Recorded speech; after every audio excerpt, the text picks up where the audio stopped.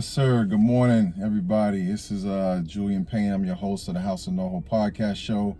As promised, yes, sir. As promised, finally, after many trials and technical difficulties, facts. We got Drew Green, CEO of Soul Hue, luxury footwear cleaning service in the House of Noho podcast show. Yes, sir. What's up, Drew? What's going on, boss? I good, appreciate man. you, bro. Thank you for having me. Hey, man. This is dope. This is we here now, man. Long time coming, bro. Long time. Shucks, man. Let's get into the show, man, because you got quite a few fans out there, celebrities and what's they call? What the things called? What they call? Instagrams and influencers and stuff. Okay, yeah, man. The brand has been going amazing, man. So everybody, I'm Drew Green, CEO of Soul Hue LA. We're a luxury footwear cleaning service. We clean and refurbish shoes, bags, belts, hats, that type of thing. We specialize in high quality items and low quality items, but our clientele ranges from different celebs and different Instagram influencers and pretty much any consumer. So dope, man. Dope. Shucks, man. I'll give people a little bit of a story, man. How you actually landed in Los Angeles. I mean, I'm an import. You know what I'm saying? Yeah. And you're the one of the younger imports that I know. Man. You know what I'm saying? LA was crazy, bro. You know how it is when you leave. We from the DMV, so right. We both got the DMV core. Absolutely. But I came out here originally for a music opportunity, and when I came out here, it was supposed to just be a round trip ticket. I ended up just hustling and trying to make money back for the ticket, and found a way to just make myself stable with this sneaker company. And it was real cool. It was running through Airbnbs and just hustling, grabbing anybody's shoes that were around in that area, cleaning them up was cool. But it wasn't really till I met you where I was like, okay, I could be solidified out here and actually create what I was similarly doing back in the DMV and in New Hampshire, but on a different level in LA. Right. So yeah, when I got to LA, it was crazy, bro. Just had to hit the ground running, guerrilla tactics, business cards, talking word of mouth, putting my pride aside, vocalizing my value, and it was crazy, bro. Right. That's it's interesting, man. A lot of people come out here, man, and their story is I always tell people Los Angeles is full of the faithful. You know what I'm saying? And that was probably one of the I'll say it's not even dreamers, because dreamers don't actually take the jump. Yeah. Yeah. You know what I'm saying? Yeah. They just dreaming. They're just dreaming. It's all in their head. It's just a dream. But it's a land full of the faithful. And I was one of those people just like, yo, I'm gonna come out here and take a chance. And if I can do this anywhere.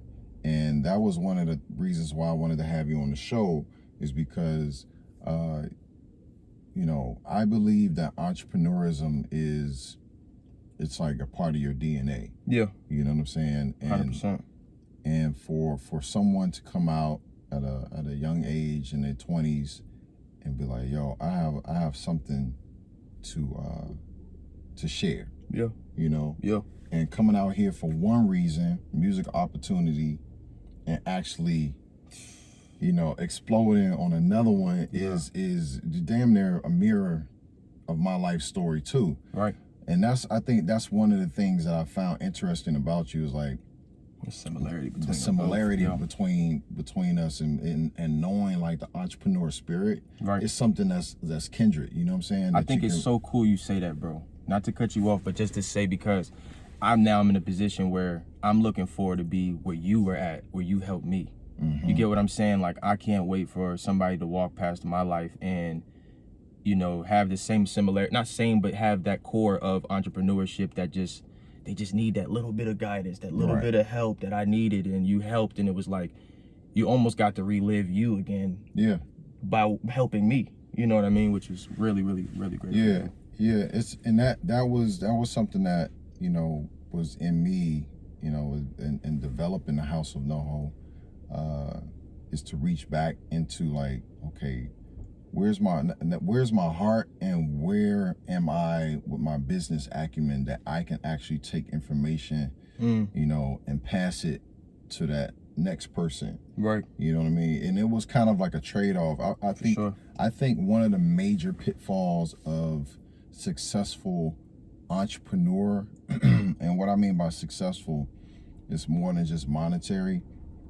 You know, people who have succeeded in a number of different sectors, technology, whether it be, you know, where they diversify their entrepreneurial palette, and where they fall off, to my understanding, is they haven't centered themselves around with enough young people, like not enough young people around them, because young people just don't have the resume to be able to like substantiate, yo, I'm gonna, you know, deal with this person, I'm gonna hire them. Right. It should be more of like a think tank, being able to bounce ideas and how can I redefine my company. And I think a lot of the times the issue might be like that intern, or say it's called intern, comes on board and they may have ideas, but they're probably so excited, they're kind of looking like, oh, let me come correct and let me fall into the confines of where they want me, how they want me to think. Right. And I think that's, you have to give the youth freedom. Right. You got to give them freedom. Let them operate in their space and kind of like, hey, this is how the company works. Right here. Right. This is what produces revenue. We need you to redefine the way that we think about, you know, how we're going to reach other consumers or whatever. You know what I'm saying? The way I took it when you did that for me, it was like, I get exactly what you're saying. At one point, it was, a lot of times I feel like when people try to teach people things in general, we try to implant the actual lesson, and we try to like show them like, this is how you do it, or this is what's, and that doesn't really connect all the time. Right. So you got to a point where you just were throwing fertilizer, bro, and the fertilizer was having those conversations of, hey, this is how business is supposed to be set up. Hey, this is how your inventory should look. Hey, every week you should be taking clutter out of this. Hey, you should be, you know, working on this, which allowed me, when I was ready, whatever seed I had out that you fertilized was willing to grow. So it was like a very good balance between the both. Absolutely. And it was something was amazing, man. It was like, you know, we always talk about like, people always talk about like, yo, if you manifest things, it'll come. But it really takes more than you. And I always give a big shout out to like my guy B Lee, by the way. He reached out to me. Shout out B Lee. For sure. And it's B Lee was one of the people that had been with me on the journey of House of Noho. And he knew that what we needed to. You know what I'm saying? It was just like building a house in Noho, and I had this idea, and I would run it past people. They'd be like, dude, the space is too small. It's not going to work. This and that. I was like, yo, I know what will work. Right. You know, and what we needed was, I was like, North Hollywood doesn't have a shoe company, like, you know, sneakers, elite sneakers, cleaning. I was like, yo, we really need that here. Right. You know what I'm saying? And, you know, that's I think the manifestation thing. 3 weeks later, man, a month later, you walk in. And that's a whole different thing, because I walked in not even wanting to walk in. I'm going to wrap it up quick, but completely, that was a day I was insecure. I was uncomfortable. I was ready to go back to the spot and post up. Not gonna hold you. I was ready to go back and relax. I'm ashy. I just left the gym. I got my feet out. Just not in my vibe. Right.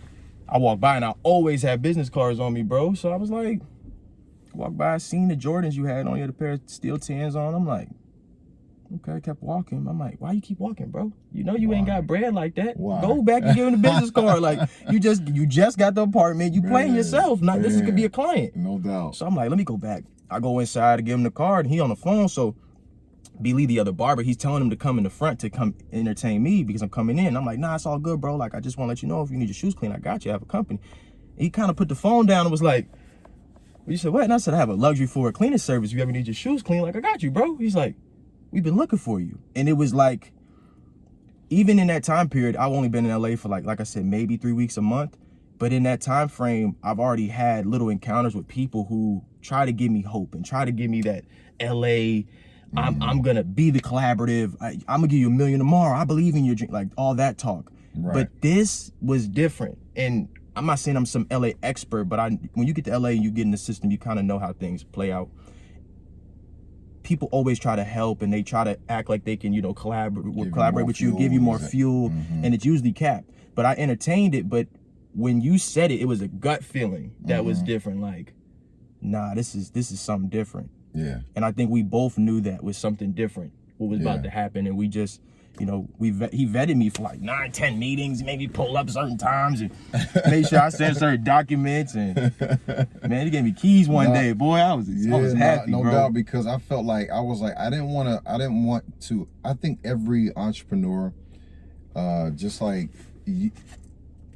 there is a personal aspect to business, and anybody that you're gonna have in your life, gonna be in your life, whether it's they always say you got an office husband or you got an office wife. Right. They pass certain checklist that allows you to be in that space. You're like, yo, I actually click with this person. Right. So we're gonna go on a lunch. Right. You know, advice. It's more than just, are you capable of getting the job done? It's, can I live? Can I be with you? Can I work with you? Can you dwell within my space? Yes. You know what I'm saying? And you're gonna flip a lot of people sometimes, but I think if you refine your checklist, and you know, it's all you need is that one.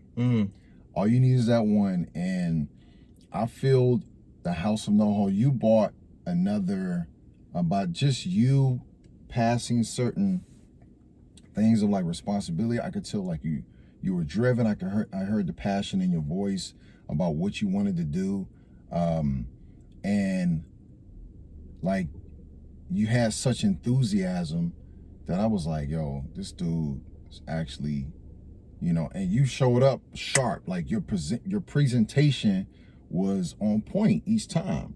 You know what I'm saying? I was like, okay, this dude, yeah. And the company that you kept was on point too. Like you brought some more people through. Yes, sir. Everybody was respectful. Shout out Casso, shout out Real, shout out Chef Vaughn, shout out Taylor Green, shout out all the team. Real talk. The whole team that came along with you. Corey Rouse, shout out everybody. Absolutely, was just as enthusiastic, just as respectful, and we had a lot of fun, man. And it was a good mesh between, you know, older, and younger, and that's what I wanted different generations. The House of Noho to be about. But I think what's the most important thing, man, that came out of it was a lot of people there, man. And my takeaway from it as an entrepreneur was it taught me how to actually manage, you know, manage my company. Manage like 7 companies, bro. Yeah, we had to. It was a real thing. We had at the time it was called Shoe Nova. Shoe Nova, right here. OG LA fam. Exactly. Shoe Nova gang. We had Soul Hugh, formerly known as Shoe Nova. We had Corey Rouse Fitness. He was in there. It's crazy ass. Right. A lot of fun, man. Of course we had B Lee. B Lee did music. He cut hair and did music. Yep. Ryan, Chef Vaughn. I mean, this dude was a formal chef of Tao restaurant. Bought the menu, cooking out in front, breakfast, lunch, dinner. I mean, we had the rooftop dinner by the pool. Yeah. Was lit. Yeah. Was lit. Sexy as fire. And I think that as great as it was, and as much, I mean, I like lost like 40,000. Quick. Hey, what was it? Surgical summer. Surgical summer. It was quick. You know what I'm saying? It was quick. Hey, bro was saying surgical summer every day, man. Like, it's a surgical summer. It's a surgical summer. Let's go. It was, man. It was. It was a lot of fun. And I think God just was like, okay, like, you know, this is where you're investing into your company again, because no one has ever really given me any bag. Right. You know? And I was ready. I was up for the challenge. The number one thing it taught me was people have their personal lives as well. Like I knew that, but when it's so close to home, That's you know real. what I'm saying? You have to make, as an entrepreneur, you have to make a decision. But like, listen, you got to keep your personal affairs outside of business. Yeah, business and personal got to be separate. You got to separate it, guys. I'm telling y'all, separate it. Yeah. You gotta tell people, leave it at the door, because if they bring it inside, it will derail your company. It will derail. There'll be no Soul You. There'll be no House of Noho. There'll be, and to be honest, when the dust has settled when the summer was over, it was 1 or 2 people left. Okay. It was 1 or 2 people left, man, and okay. It's all good. Like, it's all good, but when you stick with your vision, you have to know there's only going to be a few people that's left. You start out with 8, and if you end up with 2 or 3 strong ones, you'll move faster than you can with. And there's nothing wrong with shedding off the rest, because they have their things that they need to do. Absolutely. And that's one thing I learned too. Like, through seeing that, I wanted to hang on through a lot of the relationships that we built and a lot of the businesses we had, but it was like other people had to grow, and other people only were supposed to be there for seasonal. Whether their initial goal was to be there forever or long term, we all had different, individual collaborative deals we do with other people and other brands, and we all weren't from LA. So none of us were actually LA natives, so we all had different places to go back to and kind of like create their own vibe there. So yeah, absolutely. That's right. And you have to be comfortable with that, because if you own a business in LA, this is the environment of entertainment. You know what I'm saying? So people come out here to get into the entertainment, and this was a hard learning lesson for me. And I was like, why is there so much turnover in so many companies, including mine? And I was like, it's normal. People come out here and do business just so they can fuel their dream, financially fuel their dream. Get up out of here. And you know what I'm saying? And you have to know, like, that's a season that your business is going to go through in Los Angeles, especially in Hollywood. And it's actually okay. Even from a staffing perspective. Absolutely. Clearly a staffing perspective. Because staff isn't always going to be, a lot of people only here for certain seasons based off of, they dance, or they everybody out here has multiple talents. So their hands are in multiple pots. So a lot of times, hey, I need a job, but I only have 1 day availability. Like, that's how it usually goes. Or, hey, I need a job, but I need to be flexible on these dates. So that's what we deal with here in LA. But it's a positive and a con in the same way. Yeah, absolutely, man. Let's get into the industry that you're in, because obviously you're in a $1 billion industry. The sneakerheads, sneaker conferences, sneakers, everything. For me, my story with sneakers was just like, I just couldn't wait to just get my own bread. I got tired of my parents saying no. Facts. And I definitely had my fair share of sneakers. But let's start with Jordans, man. I mean, Jordan, man, he just sold a pair of sneakers for like at an auction, half a ticket, like $500,000, $500,000+ for 1 pair of sneakers. 1 pair. You know what I'm saying? What's the from your perspective, where do you feel like your company is now? Like, what are you seeing? Are you seeing any trends? Your growth of your company, and how are you ready to be a part of that? I think there's a lot of things to talk about within the company. The sneaker community, for one, is becoming a global industry, and like you said, it's definitely becoming bigger and bigger. Where, as of where I started the company in 2012, we weren't. We were one of the only companies really in the world doing the whole cleaning thing. Now it's where, people have been able to see big companies like Rejuvenator, Jason Mark, Lab, all these different companies pretty much sell product. So instead of it going into the cleaning repair world, where even back in the days, cobbler shops, leathermen, repairmen used to actually take the time to actually service your order, Now there's been a commercialized travel kit, or essentially a little $30 package that you can buy to clean your shoes. And a lot of companies now aren't going the service route as far as trying to give the client the actual service. They're going as far as the product route. So you'll see now in a lot of malls, if not every mall, that guy in the middle of the mall who's cleaning shoes, who really just wants you to, you know, see a little difference, but to really buy this package. Right. Okay. So a lot of times, you know, the sneaker industry, as far as the cleaning industry, they're going in a way more of product, and they're going in a way more of e-commerce. That's why with us, we made sure to stand on our brand as far as we're a service. Like, if we want anybody in the world to know, if you need a shoe to look brand new and back to life, you need to come to Soul Hue to do it, and that's period. Now, with shoes selling for thousands of dollars, like, it's actually crazy. This has actually been things that have been going on. There's lots of shoes. The Eminem 4 sell for 30,000, 40,000, depending on what size. Eminem got a shoe? Eminem has a Jordan 4 that's a PE, a super exclusive shoe. You know what I'm saying? He got a super exclusive sample shoe from Jordan brand. And as far as like, there's other certain gems, like Odell Beckham has a couple of different one-of-ones that go for some tickets. PJ Tucker, all the different people, like there's a whole bunch of different shoes that sell for thousands. Entourage 4 sell for like 30,000. But I think when you do something as far as an exclusive shoe, like a Michael Jordan shoe that's worn from him, and then you add the whole Last Dance series that is the whole world's watching, and now we have momentum and we have actual like a reason really to like want to buy that pair. I just was inspired. I watched the whole joint, you know what I mean, the whole series.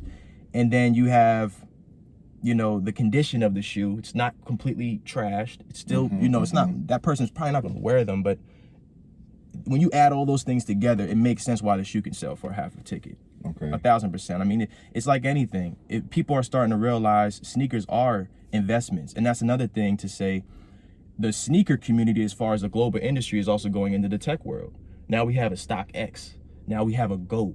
StockX is literally the stock market for shoes, where you can literally see minute by minute, second by second, what shoe is going up and down in value, and how you can go outside right now and go buy a shoe, and a week later it can go up hundreds or it can go down just like a stock. That's ridiculous. So a lot of companies now are getting into the tech world with the shoe thing, and I believe that's more where the future is going. In augmented reality, shout out to Idris. He's doing a lot of crazy things with the technology world, and AR and AI and all the different things, and he's adding that within the sneaker community. So I believe as the future keeps going, as things going, it's definitely going into the tech world. I think it's gonna start to fade out all these mall businesses doing the quick cleanings and stuff like that. It's getting watered down with that. I think people are gonna have to jump back into actually being a real service that's providing something. But tech for sure. So you know, the tech industry, I think about that, man, and how that is gonna like kind of like segue or merge with actual physical shoe. And I think augmented reality probably will have a lot to do with that. Yep. I'm not gonna give no ideas. Yeah, I'm about to say there's so much stuff that we working on. I can't wait for y'all to see. There's a lot out too. Like there's even with the sneaker industry, there's a lot that you could search and see kind of where it's going. It's a lot of brands are already inching towards that way. Even Instagram, like there's apps. My boy the other day was on Instagram, bro, and there's an app that it looked like he was wearing a shoe on his foot. But it's just an app that you can try on a damn shoe. Gucci has that too. Just to see what it looks like on your foot. This is your phone, and you can put it to your foot, and you can see exactly what you're wearing. So you can see I was getting into that augmented reality, artificial intelligence type of vibe. Yeah, absolutely. What was I gonna say about? Oh man, so how can I was thinking about, man, who's cleaning these those Jordans that sold for half? Right. You know what I'm saying? See, you that's got the to thing, reach bro. out, boy. That's the thing. So like when I first started it, I was super passionate about doing the sole repairs and the week-long transformations, the shoes that are ripped apart and trying to get inside and get them out. But then it was like, you really taught me about money and time and cost, and if it's worth it. Yes, I can be the dude that's doing the repairs of a Jordan shoe like that. But that's just not what I want to do, to be honest. I know my focus, and the focus right now is we are the cleaning company. We're not the repair company. So when we clean shoes, we make them brand new. But as far as that type of repair, I mean, we're talking putting new leather on. We're doing restitches, sole swaps, new laces, the whole nine. That type of project is just Okay. not my focus right now. No, Okay, not at all. okay. And the crazy thing is, I can fully do it, and I've done it. Absolutely. But it's just one of those things. It's like, maybe a passion project down the road. Right. Man, y'all excused our no, we on the street vibe right now and sitting in my whip. It's podcast from the whip today. Come on, Tesla podcast, baby. Exactly. So excuse the noise. It's all good. It'll be done dumping our garbage in a minute. But yeah, man, so let's talk a little bit about family, man, because being an entrepreneur and managing family is a thing. You know what I'm saying? Yes, sir. So, you know, you're a father of... Yes, I'm a father of my beautiful daughter, Milani Jasleen. She is 4 years old, bro. Craziest thing, she called me on FaceTime the other day, bro. Whoa. She called me on FaceTime the other day, bro. Man, time is... And we FaceTime all the time, but I'm saying she called me and it said Milani JG at iCloud. Wow. So I swipe it. I'm like, hello? Like, hey, daddy. I'm like, what are you doing on the phone? Like, what I'm saying? She's like, Mommy got a new phone. It's my phone. I'm like, what? Wow. Like, yeah. So it's been crazy, man. Okay. She's 4 going on 13, bro. Exactly, she's just super old, and dude, it's amazing just being able to. It's cool. Every time she sees me in my element. So I believe that these are the things that I read in books that instill some type of foundation for a child. Yeah. And it's cool. It's really cool. It's really, really cool. Yeah. Really cool. Dope, man. Yeah, man, being an entrepreneur and a father, you know what I'm saying, it's about work-life balance. And I think I remember telling you, I was like, yo, man, like, money's always gonna be there. It's always gonna be there. That's a reward of what you do. You can't even look at the money, there, but the time won't. Yeah. And that's important, is making sure that you still, like you said, work-life balance. Finding a medium. Hey, I got to get this work done, but I got to see my baby. I got to make sure I'm still, you know, a part of her life and still involved, because that's huge. Even for myself, my dad was always involved in my life, not as much as I wanted in certain times, but it always made me a certain person. So I was respective of it at a point, but that doesn't mean that it didn't hurt me at a certain place. Right, absolutely. So it's very important to make sure that you find a balance in your work life, and find a focus with your child and keep that relationship. Dedicate that time, y'all. Promise you, man, money is gonna be there. Moments. So you gotta look at it like, yo, I can't miss this moment. You know what I'm saying? It's that, and if you look at it like that, it's you have to make a conscious effort and an intentional like push, not to miss that moment. And I missed a lot of moments, dude, and that's why I was like, yo, I don't want to not say anything, you know, to the next entrepreneur that has a daughter or a family back, you know, 2,000 miles away. Right, East Coast, facts. Like, bro, like, this LA money's gonna be here. Like, yo, go take care of that. And it was so dope seeing you know, your post, you spent time on her birthday, and like you made it an event. Yes, sir. You know what I'm saying? So congratulations to that, man. Young black father. Thank you. And everything. Thank you. And man, I'm just happy that you out here doing your thing, man. So Hugh, make sure you guys follow Drew, Soul.Hugh. Soul.Hugh, tap in now, because we're Soul.Hugh now, but it's the coolest thing, bro. The business that we've been doing through this whole, you know, pandemic, quarantine, COVID-19, whatever you want to call it, has just been a blessing, man. And I saw a post the other day that said, if you took this quarantine as a blessing, then you're privileged. And it kind of put me in two different mindsets, because I was like, I mean, we are privileged, but it's a mindset, I think, more of anything, of allowing the time frame to propel you. And I took this time frame to really sit with myself and look at the plans that I've been saying I wanted, and all the plans that I said I didn't have time to do, I had all the time to do. Right. So that was the realest thing to say. It was like, bro, like, you're playing yourself. Stop trying to say this is playing you, the world's playing you. You're playing yourself. You can do all this stuff right now, because what else are you doing? Absolutely. So I did a lot of those things, and I have an inventory team. I have the whole setup, and you know, God is just so good. We've been able to be consistent through this time period and still get some orders in as well. Dope. Moved into a new space. Stay tuned for that. We'll be dropping the location very soon. Man. But through the Instagram name, that's what I was saying. We're actually changing the Instagram name to actually Soul Hue. We're getting our full registered name, Soul Hue. Congratulations. Thank you, bro. We're getting all our real estate. So Facebook, Instagram, Twitter, everything will just be Soul Hue. No dot, no dash, no underscore. Nice. Just straight Soul Hue. Nice. So make sure y'all follow now, Soul.Hue, before we change it. Yeah. Make sure you guys follow up, and make sure you guys subscribe to House of Noho podcast show. Yes, sir. And that's what we are on Instagram at House of Noho podcast. And man, the quarantine situation is real. You know what I'm saying? Everybody knows it's real. I just tell people, man, right now is the time that you should be able to really just tap into your inner self first. Understand yourself. Right. Understand, like, look within yourself and start to kind of like strip away. Don't try to do it fast and everything. Just take your time, focus on yourself. You're gonna run out of things to think about. You're gonna run out of things to do. You're gonna work out. You're gonna run out of all that. God, like, go ahead. Well, keep going, because you keep thinking that's what you need. That spool, that yarn is just gonna keep getting smaller and smaller, and you'll sit down and you'll really be like, yeah, now it's just me and you. You know what I'm saying? That's what I've been waiting for. It's another podcast, y'all. Man, y'all gotta tune in for that one. Yeah, you gotta tune in for that one, man. But look, dude, let's wrap this up, man. For sure. I appreciate the interview, dog. And Appreciate you, bro. y'all watch it. Y'all go on House Noho Podcast on Instagram. You can watch it on IGTV, Spotify. You can listen to it. And YouTube, our YouTube channel, House of Noho. And I just appreciate you, man. I appreciate you, You know bro. what I'm saying? Let's get these M's.